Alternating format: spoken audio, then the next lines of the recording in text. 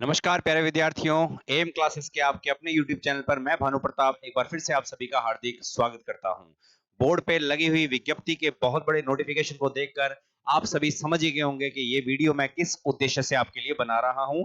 ये वीडियो आज 11 तारीख को आई कनिष्ठ अनुदेशक की भर्ती, बम्पर भर्ती 1831 पद, इसके अंदर लगभग सभी 1821 सॉरी पद, जो लगभग सभी वैकेंसी सभी जितने भी ट्रेड हैं उनके अंदर आई हुई है। इस ट्रेड के अंदर इन्होंने किसी को भी नहीं छोड़ा। जो मेन ट्रेड है आपके draftman, civil, electrician, electronics, mechanic, fitter, mechanical, diesel, motor vehicle, plumber, refrigeration, solar, turner, welder, सभी के लिए इन्होंने बम्पर वैकेंसियों की घोषणा की है। बम्पर इसलिए है क्योंकि इस डिपार्टमेंट में वैकेंसी आती बहुत लंबे समय बाद है, लेकिन इस बार जो पोस्टें हैं उनको संख्या को देखते हुए ये बड़ा ही सुनहरा मौका है आप सभी के लिए। और चर्चा करेंगे कि वैकेंसी के अंदर क्या क्या आपकी जो है योग्यताएं मांगी गई है, क्या आपकी क्वालिफिकेशन होनी चाहिए इस वैकेंसी में फॉर्म अप्लाई करने के लिए। उसके बाद चर्चा करेंगे कि इस विज्ञप्ति के अंदर क्या सिलेबस आपको प्रोवाइड किया गया है, कब इसका एग्जाम होगा, क्योंकि टेंटेटिव शेड्यूल जो है वो आरएसएमएसबी ने अपना अभी डाल दिया है, उसके बारे में भी बात करेंगे। तो इस पूरी विज्ञप्ति की जानकारी लेने के लिए, प्राप्त करने के लिए कृपया इस वीडियो को पूरा देखें, अंत तक देखें। इस वीडियो के अंदर आपको वो सारी जानकारी मिलेगी जो आपके दिमाग में चल रही है। आपके लगभग कई डाउट भी इसके अंदर मैं दूर कर दूंगा। तो आइए सबसे पहले बात करते हैं। ये नोटिफिकेशन आज ही आया है और फॉर्म जो है वो भरने शुरू हो गए हैं और 11/3/2024 को ये फॉर्म है आज के दिन। और कनिष्ठ अनुदेशक के विभिन्न व्यवसाय की सीधी भर्ती जो है वो जारी की गई है। ऑनलाइन इसके फॉर्म अप्लाई होंगे। बात की जाए तो बहुत सारे पोस्टें हैं इसके अंदर कनिष्ठ अनुदेशक की। बात करेंगे ड्राफ्ट्समैन सिविल की, जैसे हमारी ट्रेड जो इलेक्ट्रिशियन, सबसे ज्यादा स्टूडेंट जो इलेक्ट्रिशियन ट्रेड के हैं, सिविल के हैं। इलेक्ट्रिशियन पोस्ट बात की जाए सबसे ज्यादा पोस्ट है 301 और 47 अनुसूचित क्षेत्र की 348 पोस्ट है। इससे ज्यादा पोस्ट और किसी भी ट्रेड में नहीं है। तो सबसे ज्यादा डिमांडेबल ट्रेड जो इलेक्ट्रिशियन जो अपनी ट्रेड है उसके अंदर सबसे भयंकर पोस्ट इन्होंने निकाली है। तो कुछ शर्तें हैं, कुछ बातें हैं जो आप पर लागू होंगी तो आप इसके अंदर अप्लाइबल होंगे। उसके अलावा बहुत सारी पोस्टें और भी ट्रेड के अंदर, रेफ्रिजरेशन के अंदर देखोगे तो 134 पोस्टें आई है। वेल्डर के अंदर देखोगे तो 139 पोस्टें आई है। कनिष्ठ अनुदेशक कंप्यूटर कोपा में देखेंगे तो 217, यानी कि इलेक्ट्रिशियन के बाद में जो सबसे महत्वपूर्ण ट्रेड आपकी है वो कोपा है। या उसके बाद में फिटर की भी बात करें तो अप्रोक्सीमेट एक जितनी लगभग पोस्ट इसके अंदर आई हुई है। उसके बाद में यहाँ पर इन्होंने एक आरक्षण संबंधित बात कही है, उस पर थोड़ा गौर कर लेते हैं, क्योंकि ये वैकेंसी केवल आईटीआई वाले विद्यार्थियों के लिए नहीं है। इस वैकेंसी के अंदर पॉलिटेक्निक वाले, जिन्होंने डिप्लोमा कर रखा है, जिन्होंने बीटेक कर रखी है, इंजीनियरिंग जिनके पास डिग्री है, वो भी इसके अंदर जो है अप्लाइबल होंगे। तो यहाँ इन्होंने स्पष्ट लिखा हुआ है कि कनिष्ठ अनुदेशक के उक्त पदों के लिए विभागीय नियमानुसार 50% पद जो है वो एनटीसी एनएससी यानी कि नेशनल ट्रेड सर्टिफिकेट या नेशनल अप्रेंटिसशिप सर्टिफिकेट धारकों के लिए, एवं 50% जो पद है आपके वो डिग्री, डिप्लोमा, एडवांस डिप्लोमा धारकों के लिए आरक्षित किए गए हैं। यानी कि जितनी भी 1821 पोस्टें हैं इसके अंदर मान के चलिए 950 पोस्टें जो आपकी अप्रोक्सीमेट 910 पोस्टें निकल के आती है वो रिजर्व हैं आपकी आईटीआई वालों के लिए और नेशनल अप्रेंटिसशिप सर्टिफिकेट वालों के लिए। बाकी जो पोस्टें बची है शेष वो आपकी डिग्री, डिप्लोमा के लिए, क्योंकि डिप्लोमा वालों को राजस्थान में अब तक के इतिहास में इग्नोर किया गया था, उनके लिए वैकेंसियां बहुत ही कम आती है। तो डिप्लोमाधारी जितने भी व्यक्ति हैं उन सभी के लिए एक सुनहरा मौका है, लेकिन कुछ पाबंदियों के साथ। यदि उनके पास वो योग्यता है तो वो इसके अंदर अप्लाई कर सकते हैं। आगे बढ़ेंगे इसी के अंदर। उसके बाद में बात करें तो ऑनलाइन एप्लीकेशन की सूचना है, इसको आप पढ़ लीजिएगा। मैं मेन मुद्दों पर इसकी बात करूंगा, मुख्य पॉइंट आपको जल्दी से जल्दी बताने का प्रयास करूंगा ताकि वीडियो हमारी ज्यादा लंबी ना बने। प्रक्रिया ऑनलाइन की आप सभी समझ जाओगे। एसएसओ आईडी से आपको लॉगिन करना है। वन टाइम आपको फीस देनी है। ओबीसी के लिए 600 है और बाकी विद्यार्थियों के लिए 400 रुपए ये एक ही बारी देनी होगी। उसके बाद में किसी भी वैकेंसी के अंदर यदि आप फॉर्म भरने में एलिजिबल हो तो आपकी दोबारा फीस नहीं लगेगी। अगर कोई भी फीस संबंधी डाउट हो तो आप कमेंट करके बताइएगा, मैं पूरी वीडियो में इसका संशोधन करने का प्रयास करूंगा। नई वीडियो के अंदर हम बना के आपको बता देंगे। उसके बाद में बात करेंगे और आगे चलते हैं तो यहाँ पर अलग अलग जो कैटेगरी वाइज वैकेंसी कितनी खाली है, किस ट्रेड में कितनी खाली है, उसकी सारी सूचनाएं विज्ञप्ति के अंदर है। विज्ञप्ति आपको आरएमएसएसपी की साइट पर मिल जाएगी, आप वहां से डाउनलोड करके आराम से देख सकते हैं। अगर आप चाहते हैं तो मैं आपका इसकी लिंक भी डिस्क्रिप्शन में दे दूंगा और हो सकता है पीडीएफ भी आपको प्रदान कर दूं। तो बहुत सारी कैटेगरीज के अंदर इन्होंने डिवाइड कर रखा है, काफी सारे पेज हैं, तो हमें इन पेजों को थोड़ा आगे निकालना पड़ेगा ताकि हम अपने मुख्य बातों पर आ सकें, ताकि हमारा ज्यादा समय ना लगे। मेन जो महत्वपूर्ण है इसके अंदर कि आपके पास क्या क्या क्वालिफिकेशन होनी चाहिए। क्वालिफिकेशन सबसे महत्वपूर्ण है। यदि हम क्वालिफिकेशन के बारे में चर्चा नहीं करेंगे तो आप सभी जो है थोड़े परेशान हो जाओगे। तो मैं पूरी तरह से क्लियर कर देना चाहता हूं कि आपके पास क्या क्या क्वालिफिकेशन होगी, तब आप इसके अंदर एलिजिबल होगे। तो चलते हैं उस पेज पर जहां सारी क्वालिफिकेशन के बारे में डिटेल दी हुई है।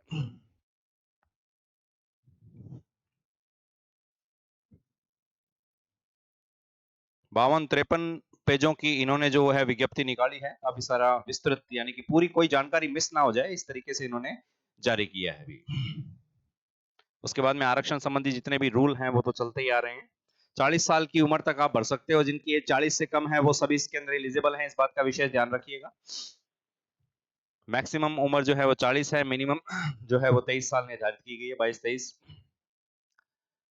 वेतनमान L10 के अंदर है पात्रता व शैक्षणिक योग्यता। यहां पर आकर सबसे महत्वपूर्ण चीज ये पॉइंट है आपका कि आप फॉर्म कब भर सकते हो, किस क्वालिफिकेशन के आधार पर आपको फॉर्म भरने के लिए एलिजिबल माना जाएगा, इस बात पर थोड़ा गौर करना, ये महत्वपूर्ण बिंदु हो सकता है अभी। पात्रता व शैक्षणिक योग्यता कनिष्ठ अनुदेशक अभियांत्रिकी ट्रेड और रखरखाव मैकेनिक पद कोड संख्या 1 से 13 पद के लिए, जो 1 से 13 उसके अंदर है, उसके लिए क्या क्या रहेगा तो उसको ध्यान से रखिए। 1 से 13 के अंदर वो सारी पोस्टें लगभग आ जाती है जो मेन ट्रेड है आपकी। तो इसमें लिखा हुआ है किसी मान्यता प्राप्त बोर्ड से पुरानी स्कीम के तहत वैकल्पिक विषयों के रूप में भौतिक शास्त्र, रसायन शास्त्र, गणित के साथ सेकेंडरी या उसके समतुल्य परीक्षा, यानी कि 12th होनी चाहिए फिजिक्स केमिस्ट्री मैथ के अंदर, या किसी मान्यता प्राप्त बोर्ड से 10+2 स्कीम के अधीन सेकेंडरी या उसके समतुल्य, यानी कि कोई साइंस का इन्होंने प्रमाण नहीं दिया, इन दोनों में से कोई एक, या तो साइंस हो या आर्ट वाले भी भर सकते हैं, कोई दिक्कत नहीं है। और साथ में क्या है, और है तकनीकी भारत में विधि द्वारा स्थापित अखिल भारतीय तकनीकी शिक्षा परिषद विश्वविद्यालय आयोग के द्वारा व्यवसाय में स्नातक, ठीक है। उसके बाद में अभियांत्रिकी प्रौद्योगिकी की समुचित शाखा में या तो होनी चाहिए आपके पास डिग्री या समतुल्य, और डीजीटी के तहत किसी भी प्रकार का सुसंगत राष्ट्रीय शिल्प अनुदेशक प्रमाण पत्र, ये आपके पास होना जरूरी है। एनसीआईसी, एनसीआईसी का सर्टिफिकेट आपके पास होना अनिवार्य है। इसको कई लोग समझते नहीं है, एनसीआईसी वो सर्टिफिकेट है जो सेंट्रल गवर्नमेंट प्रदान करती है, फिर स्टेट गवर्नमेंट के अंदर भी इसके अंदर एक सर्टिफिकेट मिलता है जिसको आप बोलते हो ITOT, जिसको आप कई बार CTI या CTIS के नाम से भी पुकारते हो, ये सभी इक्विवेलेंट हैं। यदि इन तीनों में से आपके पास कोई भी है इस डिग्री के साथ में तो आप एलिजिबल हो, ध्यान रखना, अन्यथा आप इसके अंदर फॉर्म अप्लाई नहीं कर सकते। उसके बाद में लिखा हुआ है कि उन ट्रेड के लिए जहां CITS के अधीन पाठ्यक्रम उपलब्ध है, तो ये भी आप ले सकते हो, इसके अंदर ट्रेड संबंधी जो भी आपके पास होगा वो मिलना चाहिए। उसके बाद में कहा गया है कि अखिल भारतीय तकनीकी समुचित प्रौद्योगिकी शाखा में राज्य तकनीकी शिक्षा बोर्ड से मान्यता प्राप्त किसी संस्थान में अभियांत्रिकी प्रौद्योगिकी समुचित शाखा में 3 वर्ष का डिप्लोमा और डीजीटी के अधीन किसी भी प्रकार का सुसंगत राष्ट्रीय शिल्प अनुदेशक। ऊपर डिग्री की बात हुई थी तो यहाँ बात हो रही है किसकी, डिप्लोमा की। तो वहां पर कहा गया था कि समूह शाखा में डिग्री, और इस जगह जो बात की गई है वो कर रहे हैं यहाँ पर आपकी डिप्लोमा की। तो डिग्री और डिप्लोमा दोनों इसके अंदर एलिजिबल होंगे, लेकिन यहां पर जो राष्ट्रीय शिल्प अनुदेशक प्रमाण पत्र एनसीआईसी जो है वो इसके अंदर भी कंपलसरी है, यानी कि जिसके पास ये सर्टिफिकेट है, जिसने CTIS किया हुआ है, जिसने ITOT से जो शिक्षुता प्रमाण पत्र प्राप्त किया है, या जिसने NCIC का सर्टिफिकेट अपना प्राप्त कर रखा है, वो सभी एलिजिबल है। डिग्री के साथ में ये होना अनिवार्य है, ध्यान रखना, ये चीज महत्वपूर्ण है। यदि आपके पास ये सर्टिफिकेट नहीं है तो आप फॉर्म अप्लाई नहीं कर पाएंगे, आपका जो सिलेक्शन वो इसके अंदर नहीं हो पाएगा, तो फॉर्म में एलिजिबल ही नहीं होंगे। उसके बाद में दे रखा है कि तीसरा, या इनके अलावा भारतीय विधि द्वारा स्थापित विश्वविद्यालय अनुदान आयोग द्वारा मान्यता प्राप्त विश्वविद्यालय द्वारा प्रदान किया गया अभियांत्रिकी प्रौद्योगिकी समुचित शाखा में 3 वर्ष का डिप्लोमा और डीजीटी के अधीन किसी भी प्रकार का सुसंग राष्ट्रीय शिल्प अनुदेशक प्रमाण पत्र, या कोई भी आपके पास ट्रेड संबंधित नहीं है तो अदर ट्रेड का भी हो सकता है, कोई दिक्कत नहीं है। डीजीटी से सुसंगत एडवांस डिप्लोमा व्यावसायिक और डीजीटी के अधीन किसी भी प्रकार का राष्ट्रीय शिल्प अनुदेशक प्रमाण पत्र एनसीआईसी उन ट्रेड के लिए जहां CITS के अधीन पाठ्यक्रम, यानी कि वो एक ही बात घुमा फिरा के फिर दोबारा 3 बार कह दो इन्होंने कि ये CITS का या ITOT का या एनसीआईसी का आपके पास सर्टिफिकेट होना अनिवार्य है। उसके बाद में और आगे चलें तो सुसंगत ट्रेड में राष्ट्रीय ट्रेड प्रमाण पत्र, यहाँ आईटीआई वाले आ जाते हैं। अभी अब यहाँ पर बात करते हैं आईटीआई वालों की। तो जो आईटीआई वाले बच्चे हैं उनकी यदि बात की जाए तो सुसंगत ट्रेड में राष्ट्रीय ट्रेड प्रमाण पत्र यानी कि एनटीसी का यहाँ पर आपके पास सर्टिफिकेट होना चाहिए, या डीजीटी कैन किसी प्रकार सुसंगत राष्ट्रीय शिल्प अनुदेशक प्रमाण पत्र यानी कि एनसीआईसी, या यहाँ पर आप लिख सकते हो ITOT, या यहाँ पर आप इसको मान सकते हो CTIS। ये सभी इसके अंदर एलिजिबल होंगे जिनके पास ये सर्टिफिकेट है। उसके बाद में सुसंगत ट्रेड में राष्ट्रीय शिक्षुता प्रमाण पत्र यानी कि नेशनल अप्रेंटिसशिप सर्टिफिकेट, NAC वाले भी अप्लाइबल है, NTC वाले भी। NTC वाले अपने ITI वाले बच्चे हैं भी, ITI जिन्होंने कर रखी है, जो भी स्पेसिफाइड ट्रेड है उससे संबंधित आप इसके अंदर जो है फॉर्म एलिजिबल कर सकते हो अपनी ट्रेड को देखकर भी। उसके बाद में एनसीए नेशनल अप्रेंटिस सर्टिफिकेट वाले भी एलिजिबल हैं, लेकिन उनके पास भी ये सेम सर्टिफिकेट एनसीआईसी या आईटीओटी या सीआईटीएस अपनी स्पेसिफाइड ट्रेड के अंदर उनके पास होना चाहिए। अनुभव की बात करें तो सबसे महत्वपूर्ण यहाँ पर नेक्स्ट जो इसके अंदर जोड़ा गया है वो है आपका एक्सपीरियंस। कई बच्चे डाउटफुल होंगे, कुछ बच्चे परेशान भी होंगे इसके लिए, तो उनके लिए सबसे पहली बात है इस लाइन को, इस अनुभव वाले कॉलम को थोड़ा सा ध्यान से देखिएगा। अब क्या कहा गया है अनुभव के अंदर, तो ध्यान से देखना। किसी तकनीकी पद पर, और एक बात, अनुभव के आगे एक छोटी सी बात लिखी हुई है, यहां लिखा हुआ है वेतनिक, यानी कि आपकी सैलरी आपके पास होनी चाहिए, यानी कि जो भी आप एक्सपीरियंस बनाओगे उसके अंदर आपकी सैलरी लिखी होनी चाहिए कि जितने भी वर्ष आपने काम किया है आपको ये सैलरी, ये तनख्वाह आपको मिली है, तो वेतनिक सर्टिफिकेट होना चाहिए।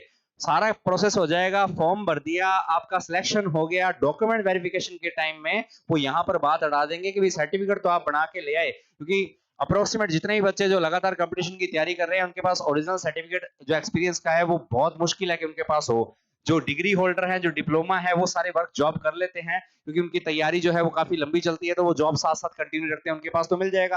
लेकिन जो आईटीआई वाले विद्यार्थी हैं उनके पास एक्सपीरियंस का अनुभव जो है वो कमी होती है। अब वो बना के लाएंगे कहीं ना कहीं से, किसी दुकान से या कहीं से भी, जिस भी जुगाड़ से वो अपना एक्सपीरियंस बना के लाएं, ओरिजिनल ही होना चाहिए, ज्यादा बेटर रहेगा, वरना कहीं ना कहीं पकड़े जा सकते हो आप। तो सैलरी जरूर लिखी हो उसके अंदर कि भाई इस व्यक्ति को मैंने 3 साल, 2 साल, 1 साल जब भी रखा, जितना भी रखा, चाहे आपने 2 भी 4 जॉब क्यों ना चेंज की हो, इतनी सैलरी इसको उस दौरान प्रदान की गई, तो वेतनिक सर्टिफिकेट आपके पास होना चाहिए। अब ये कहां का हो सकता है, तो किसी तकनीकी पद पर हो, या किसी उद्योग में हो, या किसी सरकारी विभाग में हो, या किसी अध्यापन पद पर कहीं पढ़ाया हो आपने, कोई सर्टिफाइड जगह पर पढ़ाया हो, ऐसा नहीं कि कहीं भी पढ़ा दिया, ठीक है। किसी मान्यता प्राप्त अध्यापन प्रशिक्षण संस्था से निम्नलिखित अहिता अर्जित करने के पश्चात, जितनी भी बातें अभी नीचे लिखी हुई है वो अर्जित करने के पश्चात ये एक्सपीरियंस होना चाहिए।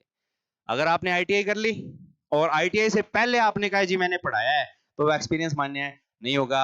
आईटीआई के बाद का एक्सपीरियंस आपका मान्य होगा, ना कि पहले का। आपने अगर एनएससी कर लिया, अप्रेंटिसशिप सर्टिफिकेट कर लिया और एक्सपीरियंस उससे पहले का है, तो वो मान्य नहीं होगा। जो इसके अंदर लिखा हुआ है उस पर भी आऊंगा, तो पूरी इस बात आपको शायद समझ में आ जाएगी। उसके बाद में क्या, अनुभव। व्यवसाय में यदि स्नातक है, प्रौद्योगिकी अभियांत्रिकी में डिग्री है, तो आपको एक्सपीरियंस चाहिए मात्र 1 वर्ष का, क्योंकि डिग्री करने में आपको लगते हैं 4 वर्ष भी। कितने वर्ष? 4 वर्ष, तो आपको 1 वर्ष का अनुभव चाहिए। उसके बाद में अभियांत्रिकी प्रौद्योगिकी में डिप्लोमा व एडवांस डिप्लोमा है, जिसको करने में लगते हैं 3 वर्ष, तो यहाँ पर 1 वर्ष कम हो गया, तो इधर 1 वर्ष बढ़ा दिया, तो आपका एक्सपीरियंस होना चाहिए कितना भी, 2 वर्ष का। उसके बाद बात करें राष्ट्रीय ट्रेड प्रमाण पत्र या राष्ट्रीय प्रशिक्षण प्रमाण पत्र, इसके अंदर समय लगता है 2 साल या 1 साल, तो मान के चलते हैं 2 वर्ष इसके अंदर लग गए, 2 वर्ष और कम हो गए ऊपर वाली से, तो इसके अंदर वो 2 वर्ष ऐड कर दिया, आपको अनुभव चाहिए कितना, 3 वर्ष का। अब ये एक्सपीरियंस कैसे काउंट होगा उसको सुनिए। जो डिग्री वाले हैं उनकी डिग्री कंप्लीट होने के बाद में 1 साल का एक्सपीरियंस हो, गैप मैटर नहीं करता। आपने 2012 के अंदर अपनी डिग्री कंप्लीट कर ली, आपके पास एक्सपीरियंस 16-17 से है, कोई दिक्कत नहीं है, लेकिन 2012 में जब डिग्री कंप्लीट हुई, मार्कशीट में जो तारीख आपको डिग्री देते समय रिजल्ट की जो तारीख आपकी है, उससे पहले का एक्सपीरियंस कोई मान्य नहीं होगा। स्टडी के दौरान आपका कोई एक्सपीरियंस मान्य नहीं होगा, उससे अलग चलना चाहिए भी। सेम यही बात डिप्लोमा वालों के लिए, सही यही बात आईटी वालों के लिए कि आईटीआई कंप्लीट होने के पश्चात का एक्सपीरियंस आपका मान्य होगा। बीच में आप पढ़ा रहे हो कॉलेज में, कई ब्रिलियंट बच्चे होते हैं जो आईटीआई करने के दौरान अपने ज्ञान को दिखा देते हैं, और जो कॉलेज प्राइवेट वाले अप्रोक्सीमेट उन्हीं को टीचर के रूप में अपॉइंट भी कर लेते हैं, तो बच्चे पढ़ाते हैं। अब वो सोचते हैं कि ये हमारा एक्सपीरियंस काउंट हो जाएगा, लेकिन वो एक्सपीरियंस आपके आईटीआई के प्रमाण पत्र के बाद में काउंट होगा, ध्यान रखना, उससे पहले का कोई एक्सपीरियंस काउंट नहीं होगा। तो एक्सपीरियंस बनाते समय ये ध्यान रखिए कि आपकी जो भी डिग्री, डिप्लोमा या आईटीआई का सर्टिफिकेट जो आपके पास है, एक्सपीरियंस उसके रिजल्ट के बाद का ही काउंट होगा, और जितना टाइम दे रखा है, डिग्री वालों के लिए 1 साल, डिप्लोमा के लिए 2 साल, और आईटीआई वालों के लिए या एनएससी वालों के लिए 3 साल का आपके पास होना चाहिए। उसके बाद में और आगे चलते हैं। तो ये मेन बात यदि आपको समझ में नहीं आई है तो आप मुझे पूछ सकते हो, कमेंट करके पूछ लेना, मैं आपको पूरा पूरा डिटेल में ये बता दूंगा। और आगे चलें, इसके अंदर तो यही चीज सारी इंग्लिश में लिख के इन्होंने दे रखी है। अब सबसे बड़ी बात है कि जो आपका सिलेबस है वो क्या होगा। तो महत्वपूर्ण चीज है कि आपके पास सिलेबस नहीं होगा तो आप तैयारी कैसे करोगे। तो सिलेबस के लिए इन्होंने एक अलग से पूरा का पूरा एक पीडीएफ प्रदान की है, मैं उस पर भी आऊंगा। उसके बाद में बात करते हैं ये कंप्यूटर वगैरह के सारा जो जो उनको चाहिएगा, तो वो सब आ चुका है इसके अंदर भी। तो सेम लगभग वैसी सी चीजें हैं, क्योंकि वीडियो में ज्यादा लंबी नहीं बनाना चाहता, वरना मैं एक एक चीज के बारे में डिटेल से बताऊं तो 52 पन्ने, 52 पन्नों को अगर मैं पूरा एक एक पेज के बारे में यदि बताने लगूंगा तो वीडियो 5-6 घंटे की निकल जाएगी।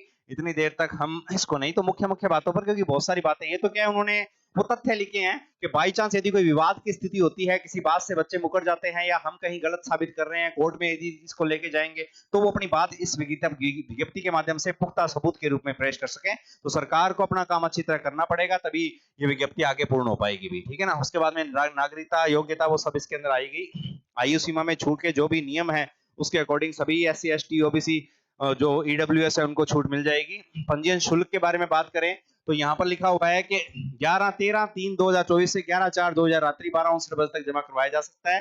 13/3/2024 यानी कि आज 11 है, 12-13 2 दिन बाद ये जो चीजें हैं वो शुरू हो जाएंगी आपकी, ठीक है। जो 5 तारीख को विज्ञप्ति आई थी आपके कनिष्ठ अंदेशक की कंप्यूटर के अंदर, और जो कार्यशाला गणना विज्ञान के लिए आई थी, इंजीनियरिंग ड्राइंग के लिए आई थी, तो उसके फॉर्म जो है वो आज शुरू हो चुके हैं अभी, उसमें आप फॉर्म जो है वो आयोजित कर सकते हैं। उसके बाद में कहा गया कि यहाँ पर परीक्षा जो है बोर्ड द्वारा ये 3 तरीकों से हो सकती है। बोर्ड द्वारा कनिष्ठ अंदेशक के उक्त व्यवसायी पदों पर भर्ती कंप्यूटर आधारित परीक्षा CBT से हो सकती है।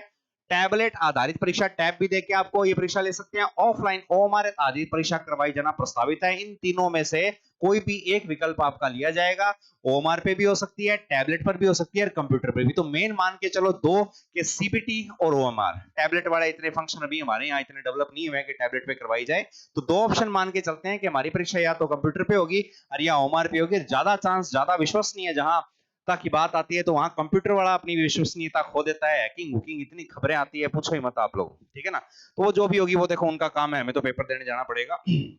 उसके बाद में जो सरकारी कर्मचारी हैं, पहले से लिखा हुआ है सभी आवेदक जो पहले से सरकारी नौकरी में है, सरकारी उपकरणों में है, तो फॉर्म अप्लाई करने से पहले उन्हें अपने विभाग से अनुमति लेनी पड़ेगी, NOC सर्टिफिकेट लेना पड़ेगा। वो फॉर्म आता है हर विभाग का, एक फॉर्म पहले से प्रिंटेड होता है और उसके लिए आप अप्लाई कर सकते हो। NOC आपको मिल जाएगी भी। उसके बाद में ये सारी चीजें, फोटोग्राफ कैसी होनी चाहिए, क्या होना चाहिए, सब इसके अंदर डिटेल जो है वो प्रदान की गई है अभी। और आगे चलते हैं इसके अंदर।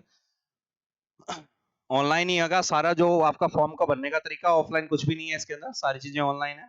पूरी विज्ञप्ति आपको मिल ही जाएगी, एक एक चीज इसके अंदर पढ़ लेना। गलत सूचना प्रदान नहीं करनी। हाँ, एक और महत्वपूर्ण चीज जो अंतिम पेज पे दी गई है, सबसे महत्वपूर्ण बात है, उस पर गौर करना। अगर आपका पेपर OMR पर होता है, यहाँ से कंफर्म हो जाता है, इस चीज को यदि इन्होंने पेपर में लिख दिया तो ये चीज कंफर्म होगी कि ये OMR पे टेस्ट लेंगे। तो यहाँ एक चीज को है कि स्कीम में पाठ्यक्रम की तो बात करेंगे अभी बाद में, सबसे पहले ये देखिए कि बोर्ड द्वारा आयोजित की जाने वाली सभी वस्तुनिष्ठ परीक्षाओं में किसी प्रश्न का उत्तर नहीं दिए जाने के संबंध में अभ्यर्थी से पुष्टि करवाए जाने हेतु OMR उत्तर पत्रक में, यहाँ एक बात क्लियर होगी कि मेरे हिसाब से ये जो पेपर आपका होगा 100% किस पर होगा, भी OMR पर ही होगा। यहां से ही बात एकदम क्लियर हो जाती है। तो OMR उत्तर पत्रक पांचवां विकल्प, यानी कि 4 तो ABCD पहले होते ही थे, अब E और दे दिया, एक विकल्प और दे दिया, और ये बड़ा खतरनाक दिया, इस बात पे गौर करना थोड़ा सा। प्रत्येक प्रश्न के 5 विकल्प ABCD, और ये सबसे महत्वपूर्ण जिसमें इन्होंने भी डॉट लगा रखा है कि E अंकित हैं, उनमें से अभ्यर्थी को केवल एक विकल्प नीले बॉल पॉइंट से भरना है। वो आप सभी को पता है कि एक ही गोला भरना है, सही उत्तर आता है तो उसका भर दो। E क्या रोल करेगा उसकी बात महत्वपूर्ण है। 11 गोला उत्तर पुस्तिका में सही उत्तर दर्शाने के लिए करना होगा। प्रत्येक प्रश्न के लिए विकल्पों में से केवल एक विकल्प को भरना आवश्यक है, ये हमें पता है। यदि अभ्यर्थी, इस लाइन पे गौर करना, द्वारा किसी प्रश्न को हल नहीं किया जाता है, 120 क्वेश्चन आपके आएंगे, 82 आएंगे टेक्निकल के, 40 आएंगे आपके जीके के। मैथ मुझ कुछ नहीं दे रखी इन्होंने, वो भी सिलेबस में मैं दिखा दूंगा। अगर आपको इन चारों ऑप्शनों में से कोई ऑप्शन नहीं आता, आपको प्रश्न समझ में नहीं आया, आप उस प्रश्न को छोड़ना चाहते हो कि मैं नहीं करूंगा, तो पहले तो क्या होता था, हम छोड़ देते थे, लेकिन अब की बारी छोड़ने का तरीका भी अलग कर दिया। अब ध्यान से देखो, यदि अभ्यर्थी द्वारा किसी प्रश्न को हल नहीं किया जाता है तो उसके लिए पांचवा विकल्प ई को गोला गहरा करना होगा। अगर आप पेपर में क्वेश्चन को छोड़ना चाहते हो, मान लेते हैं कि आपने पेपर में 17 नंबर क्वेश्चन को नहीं अटेम्प्ट करना चाहते, ठीक है, और आपने इसको छोड़ दिया, तो इसके जो 4 ऑप्शन हैं, ये रहे 1 2 3 4 ऑप्शन, जिसमें ए भी आपको नहीं पता कि सही है कि नहीं है, बी भी नहीं पता, सी भी नहीं पता, डी भी नहीं पता, और ई यहां पे काम करेगा। अब मेरे को ये प्रश्न नहीं आ रहा, ठीक है, मान लेते हैं कि कोई विद्यार्थी है, प्रश्न आ गया 2 और 2 होते हैं, अब उत्तर उसको नहीं आ रहा भाई, यहाँ लिखा हुआ है 8, लिखा हुआ है यहाँ 15, यहाँ 20, यहाँ 40, और ये समझ में नहीं आ रहा। हो सकता है पेपर में क्वेश्चन ही गलत हो, कुछ भी हो सकता है, 4 भी लिखा होगा लेकिन उसको नहीं पता 2 और 2 कैसे 4 होते हैं। जोड़ो, 17 नंबर प्रश्न यदि आपको नहीं आ रहा, आप उसको ऐसे ही छोड़ के नहीं आ सकते, OMR शीट में उसका आंसर लिखना पड़ेगा। आंसर नहीं लिखना, ये पुष्टि करनी पड़ेगी, हाँ भाई मैं खुद ये ऑप्शन क्या भर रहा हूं, ई, कि मैं खुद इस प्रश्न को अब नहीं कर रहा हूं, ये प्रश्न मैंने नहीं किया, मैं इसको खाली छोड़ दूंगा। ये एक अतिरिक्त सेफ्टी है OMR के अंदर कि बाई चांस यदि कोई इसको खाली छोड़ दे, कई बार ये सूचनाएं आई है कि ओएमआर शीट बच्चे खाली छोड़ के आ जाते हैं, खाली छोड़ के आगे, इसका मतलब जैसी ओएमआर शीट जहां जांचने वाली जगह पे पहुंची, कोई पैसे पूसों की सेटिंग उन्होंने कर रखी होगी और वहां वो उनके गोले भर दे, तो इसलिए ये काम पहले ही करवा लिया कि एक गोला उन्होंने पहले ही भरवा लिया कि ये प्रश्न इसने छोड़ा हुआ है, ताकि बाद में कोई छेड़खानी ना कर सके। यदि इसके बाद में छेड़खानी करेगा तो वो पकड़ा जाएगा। इसलिए ई का गहरा गोला करना होगा। यदि पांचों विकल्पों में से, आगे सुनते रहना, किसी को भी गहरा नहीं किया जाता है तो ऐसे प्रत्येक प्रश्न के 1/3 अंक घटाए जाएंगे। नेगेटिव में जाओगे यदि आप खाली छोड़े। यदि आपने इस गोले को खाली छोड़ दिया तो नंबर आपके माइनस में जाएंगे, 0.33। ध्यान रखना यदि 1 नंबर का क्वेश्चन है तो, ठीक है। तो ई भर देना कब, जब आपको प्रश्न नहीं आ रहा। ये बात आपको पेपर में भी मिलेगी, फ्रंट पेज पे लिखी हुई मिलेगी। यहां से बात पुख्ता हो रही है कि हमारा पेपर होगा ओएमआर पे, सीधी सी बात है, ठीक है ना। चलते हैं आगे। अभी खतरनाक खतरा शुरू हुआ है, खत्म नहीं हुआ। आगे और देखते रहो कि ये ई कितना खतरनाक है। अब यहां पर देखो, ये ई तो कईयों को मेरे ख्याल से डुबो देगा इस हिसाब से, तो थोड़ा गौर रखना भाई। प्रश्न पत्र को हल करने के बाद अभ्यर्थी को यह सुनिश्चित करना होगा, पेपर सॉल्व हो गया, आपको 10 मिनट एक्स्ट्रा देंगे, अभी आगे आएगी लाइन। सुनिश्चित करना होगा कि उसने प्रत्येक प्रश्न का एक गोला गहरा भर दिया है। यह सुनिश्चित आप करोगे, जांच करोगे अपनी ओएमआर शीट की। इस हेतु निर्धारित समय के बाद अभ्यर्थी को 10 मिनट का अतिरिक्त समय दिया जाएगा। 10 मिनट, आपका 1 घंटा 20 मिनट का पेपर है, आपको 1 घंटा 120 मिनट का आपका 2 घंटे का आपका पेपर है, 2 घंटे 10 मिनट आपको देंगे। अब 5 नंबर देखो कितना खतरनाक है ये। जिस अभ्यर्थी द्वारा 10% से अधिक प्रश्नों को किन्हीं 5 गोलों में से गहरा नहीं भरने पर उसे अयोग्य घोषित कर दिया जाएगा। यह सबसे खतरनाक लाइन है कि जिस अभ्यर्थी द्वारा 10% से अधिक प्रश्नों को किन्हीं 5 गोलों में से गहरा नहीं भरने पर उसे अयोग्य घोषित कर दिया जाएगा। अब कहने का मतलब क्या है कि आपके क्वेश्चन आएंगे पेपर में 120। कितने क्वेश्चन आएंगे टोटल?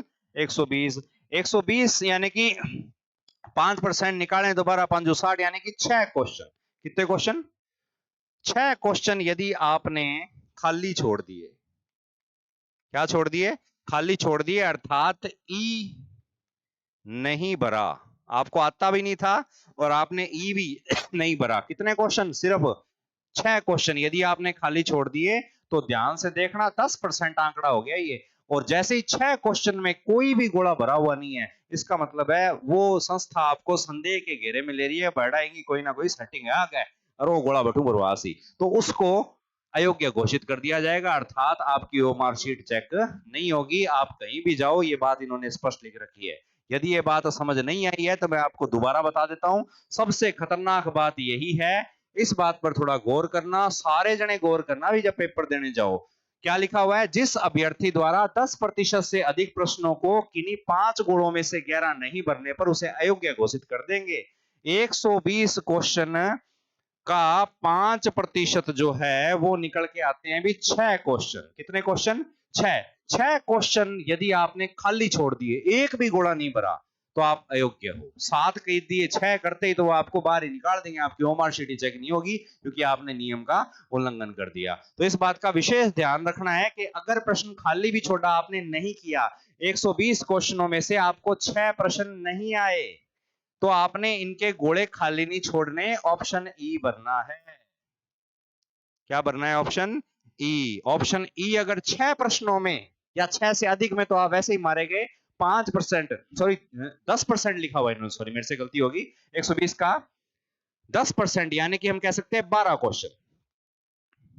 12 क्वेश्चन यदि आपने खाली छोड़ दिए, कितने क्वेश्चन? 12, यहाँ पर 6 नहीं 12 आएगा। 12 क्वेश्चन यदि यहाँ पर खाली छोड़ दिए तो आप जो है वो इस पेपर से बाहर हो जाओगे, आपको आगे कोई भी अनुमति नहीं मिलेगी। इस बात का विशेष आपको ध्यान रखना पड़ेगा। तो 120 यानी कि 12 क्वेश्चन आपको इसके अंदर विशेष रूप से ध्यान रखना है कि आपको 20 क्वेश्चन नहीं आ रहे, 20 क्वेश्चन नहीं आ रहे, 3-4 आपने खाली छोड़ दिए, कोई दिक्कत नहीं है, 5 खाली छोड़ दिए, कोई दिक्कत नहीं है, लेकिन 10%, यहां पर स्पष्ट लिखा हुआ है 10% से अधिक प्रश्न यदि खाली छोड़ दिए तो आप मारे जाओगे, ध्यान रखना। तो ये एक खास खतरा है आपके लिए जो ओएमआर शीट पर पेपर देंगे। और जाहिर सी बात है, इतनी बातें जब इन्होंने लिखी है तो पेपर किस पे होना है? फिर वो ओएमआर शीट पे ही होना है। आगे चलते हैं।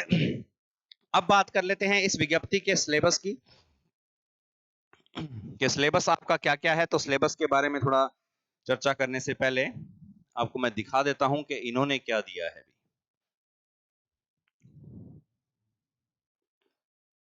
ये रहा, तो सभी ट्रेड्स का इन्होंने अलग अलग सिलेबस दे दिया, तो उस सिलेबस पे थोड़ा सा गौर कर लेना आप लोग भी। तो सबसे पहले कनिष्ठ अंधेश्वर क्लास में सिविल की परीक्षा की स्कीम दी हुई है। एक चीज सभी में कॉमन है, राजस्थान जीके। राजस्थान जीके के सारे जो टॉपिक दे रखे हैं वो सभी में है, और दूसरा ट्रेड के क्वेश्चन है, ज्यादा कुछ नहीं है। राजस्थान जीके, ट्रेड के क्वेश्चन, टाइम, प्रश्न कितने हैं वो देख लेते हैं। तो यहाँ पर सबसे बात करें कनिष्ठ अंधेश्वर ड्राफ्ट्समैन सिविल की, तो सामान्य ज्ञान आएगा भाग ए में, ब में आएगा आपका ट्रेड, व्यवसाय का। सामान्य ज्ञान के क्वेश्चन होंगे 40 नंबर होंगे, 80 टोटल 120 क्वेश्चन, टाइम मिलेगा 2 घंटे का, सीधी सी बात है। प्रश्न में बहुविकल्पीय प्रकार के प्रश्न होंगे, ABCDEF, ठीक है ना, ई सॉरी एफ क्या, निर्धारित 40% अंक आपको इसमें कम से कम लेने पड़ेंगे उत्तीर्ण के लिए। यदि मान लो आपने पेपर है अपना 120 नंबर का, तो उसका 40%, ठीक है ना, वो नंबर आपको लाने पड़ेंगे। यदि आपके नंबर 40 से कम आते हैं तो आप आगे की प्रक्रिया में नहीं होंगे। यदि जितने भी बच्चों ने दिए हैं पेपर उनके 40% से सबके ही कम आगे, तो आगे की भर्ती प्रक्रिया ही रोक दी जाएगी, क्योंकि कोई भी पास हुआ नहीं माना जाएगा। मिनिमम क्राइटेरिया रख दिया कि इतना तो कम से कम नॉलेज होना चाहिए, आगे जाके बच्चों को पढ़ाओगे, थारा आप गए 40 को नहीं आओगे, डांग पढ़ाओगे आगे जाके थे, ठीक है। तो ये बढ़िया बात है। नेगेटिव मार्किंग का भी यहाँ पर उल्लेख किया गया है कि किसी प्रश्न विशेष को गलत उत्तर देने के लिए 1/3 अंक काटा जाएगा। नेगेटिव पहले से चलती आ रही थी, ज्यादा डरने वाली बात नहीं है। अब सामान्य ज्ञान में पूरा राजस्थान भर दिया, पढ़ लो, पढ़ दियो तो इतिहास स्त्रोत है, आप देख लेना भाई, सीधी सी बात। अपने तो ट्रेड पे आते हैं, ट्रेड के आदमी है, राजस्थान से ज्यादा माथापच्ची नहीं करेंगे जीके से। राजस्थान से तो माथापच्ची करनी पड़ेगी, यहीं के रहने वाले हैं, जीके वो आप संभालो भी अपना, ठीक है। राजस्थान का भूगोल दे दिया, इसके अंदर सारा कुछ आ जाएगा, टिब्बा टिब्बा ला रहे मार। तो राजस्थान की राजनीतिक और प्रशासनिक व्यवस्था ठंडा है, किसी की चाल ना रही है। उसके बाद में भाग ब में व्यवसायी आ जाएगा, सिविल है तो सिविल का आ जाएगा। नेक्स्ट सेकंड नंबर पे अपनी ट्रेड इलेक्ट्रिशियन दे रखी है, उसकी भी चर्चा कर लेते हैं। 52 पेजों के अंदर इन्होंने सिर्फ सिलेबस दिया है। ऊपर निकल के पेज सारे सफेद आ रहे हैं, इसको प्रोसेसिंग में थोड़ा सा समय लग रहा है अभी। हाँ, यहाँ तक हो गया, ये अभी खुल जाएगा, ये आ गया। तो ये है हमारा इलेक्ट्रिशियन का। सेम वही भाग है, राजस्थान का इतिहास, कला, संस्कृति, भूगोल, व्यवसाय, इलेक्ट्रिशियन ट्रेड। क्वेश्चन अंक 40 मिलेंगे आपको जीके के, और 80 जो है क्वेश्चन आपको मिलेंगे अपनी ट्रेड के। टोटल 120 क्वेश्चन, 2 घंटे। सेम सारी बातें वैसी की वैसी लिखी हुई है, 40% तक इसमें भी लाने पड़ेंगे, चाहे किसी भी ट्रेड में आप आगे जा रहे हो। 1/3 का नेगेटिव मार्किंग रहेगा। राजस्थान की बात करें तो राजस्थान सारा का सारा वैसे का वैसा है, सबके सारे के सारे जितने भी ट्रेड है सब में राजस्थान का सिलेबस सेम है। ट्रेड के जो इन्होंने बातें वो लिखी हुई है। अब इलेक्ट्रिशियन के अंदर क्या क्या दे रखा है, फाउंडेशन एंड सेफ्टी, जो शुरुआती बेसिक आपका वो आ जाएगा, सेफ्टी आ जाएगी, इलेक्ट्रिकल कोड आ जाएंगे, ठीक है ना। उसके बाद में इसके अंदर वायरिंग एंड सर्किट आ जाएंगे। मेन मेन बातें मैं बता देता हूँ, इसके अंदर भी टॉपिक है, मैग्नेट आ गया, ठीक है। उसके बाद में सेल एंड बैटरी आ गई, wiring system and measuring instrument आ गए, मेजरमेंट एंड कंपोनेंट आ गए, कंट्रोल एंड मोटर्स आ गई। तो लगभग सारी ट्रेड इलेक्ट्रिशियन थ्योरी आ गई, कहने की बात ये, ठीक है। कुछ नहीं छोड़ा, सारी पूरी थ्योरी, और बहुत एडवांस भी शायद आपको हो सकता है पढ़नी पड़े, क्योंकि नई चीजें इन्होंने ऐड की है। यहाँ पे देखोगे तो एक दे रखा है VVVF या एससी ड्राइव, ये हमारे आईटीआई के अंदर तो सिर्फ नाम नाम ही हो सकता है, कुछ एक किताबों में जो भी छपी है उनके अंदर है, पुरानी में तो इसका जिक्र तक नहीं है अभी। तो बहुत सारी चीजें आपको समझनी पड़ेगी। वाइंडिंग दे दिया, इलेक्ट्रिकल मशीन्स दे दी, एसी-डीसी मशीन, मोटर, जनरेटर, कुछ छोटा ही नहीं है, बस ऐसे लिख के घुमा फिरा दिया। कहने का मतलब जितनी भी किताबें हैं आपके पास उनको पूरा घोटना शुरू कर दो, और अब शुरू करोगे तो भी लेट हो गए हो। इससे अच्छा है पहले तैयारी जो आपने की थी उसके आधार पे अब कुछ उसके अंदर ऐड करके अपनी तैयारी को और पुख्ता करो भी। बाकी जितनी भी ट्रेड है उन सब का सिलेबस इसके अंदर दिया हुआ है। ये सारी की सारी जो पीडीएफ है आपको जो है वो साइट पे उपलब्ध है, RSMSB के साइट की आपको मिल जाएगी।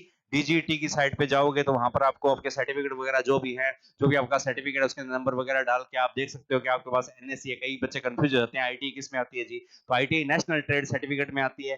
कईयों ने अप्रेंटिसशिप की होती है, किसी उद्योग से एग्जाम दे के नेशनल अप्रेंटिसशिप सर्टिफिकेट लिया होता है, तो आप अपनी योग्यता जो भी आपके पास डिग्री है, डिप्लोमा है, आईटी का सर्टिफिकेट है, अप्रेंटिसशिप का सर्टिफिकेट है, आपका जो एक्सपीरियंस है वो सारा एक जगह इकट्ठा कर लो, उस पर विचार कर लो, और फिर उसके बाद देखना कि मैं फॉर्म भरने के लायक हूं या नहीं। फिर आप तैयारी शुरू कर सकते हो। तैयारी तो इसके लिए लोग पहले से कर रहे हैं, क्योंकि उनको पता है काबिलियत क्या क्या चाहिएगी। आप भी जुट जाइए। और एम क्लासेस इस बैच के लिए, इलेक्ट्रिशियन ट्रेड के विद्यार्थियों के लिए एक स्पेशल बैच जल्द ही शुरू करेगा। उसकी सूचना मैं आपको यूट्यूब या व्हाट्सएप के माध्यम से प्रदान करूंगा। उस बैच के अंदर इस ट्रेड संबंधित, इलेक्ट्रिशियन ट्रेड के संबंधित पूरी तैयारी आपको करवाई जाएगी। कनिष्ठ अंदेशक इलेक्ट्रिशियन की पूरी तैयारी हम अपने कोचिंग सेंटर पर ऑफलाइन व ऑनलाइन दोनों मोड के अंदर आपको करवाएंगे और पूरे विश्वास से करवाएंगे। लेकिन पहले आप फॉर्म फिल करिएगा। फॉर्म फिल करने से पहले अपनी सभी योग्यताओं को मिलान कर लीजिएगा।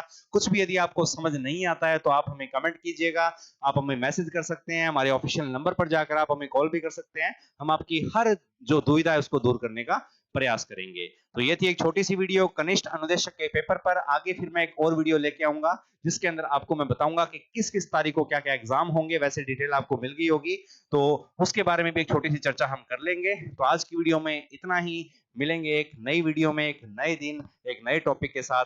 तब तक के लिए नमस्कार। जय हिंद, जय भारत।